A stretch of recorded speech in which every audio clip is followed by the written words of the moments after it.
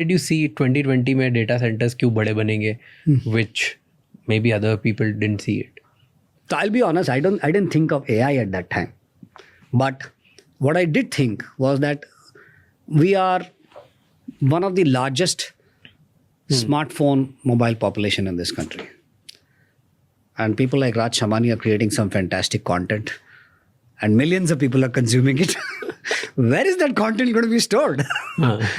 How are those people going to get the content hot off the press immediately, right? So that's all goes through the data centers, right? So the sheer volume of data that the country generates and the digitization initiatives that the government has already taken through Aadhaar, Jan Dhan Yojana, etc.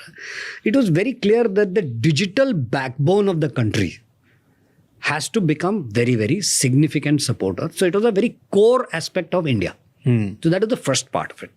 Then when we looked at it, कितने लोग हैं India में? जब 4 साल पहले जब हमने लगाया था, there were only 4 data center developer operator in this country. Okay. 4 ही थे. उसमें 2 multinationals थे.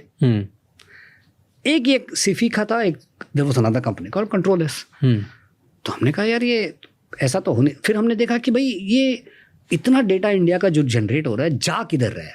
It is being stored in other parts of the world, Singapore and other places and all that. अब it comes back to the original point कि भाई data privacy तो तब भी लोग बात करते थे. आधार के टाइम पे भी बवाल खड़ा हुआ था डेटा प्राइवेसी का. मैंने कहा अगर डेटा प्राइवेसी इतना बड़ा इश्यू हो सकता है अमेरिका में, हमारे यहाँ पर भी लोगों ने डेटा प्राइवेसी, तो ऐसा कैसा हो सकता है कि हमारे सारे डेटा जो है हिंदुस्तान के बाहर स्टोर हो रहे हैं, फाइनेंशियल डेटा, पर्सनल डेटा. तो कभी ना कभी कुछ ना कुछ तो ऐसा होगा ही which will make data security an important issue. पैसा लगाओ डेटा सेंटर के ऊपर, रेगुलेशंस अपने आप आ जाएंगे. वही हुआ. रिजर्व बैंक ऑफ इंडिया ने सर्कुलर निकाला, all financial data should be stored in India, right.